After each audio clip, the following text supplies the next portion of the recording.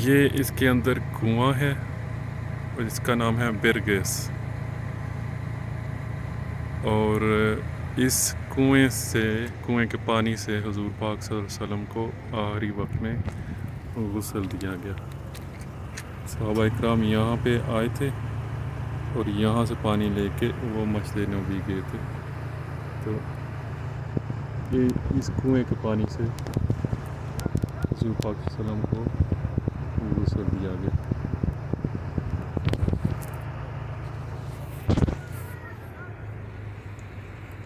ये कुआं है।